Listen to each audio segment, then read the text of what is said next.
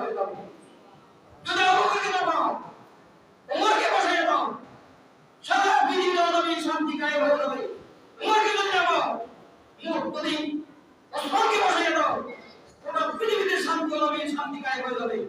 যদি ওসমানকে দাও, আলীকে বসায় দাও, তাহলে পুরো পৃথিবীতে শান্তি বিরাজমান হয়ে যাবে।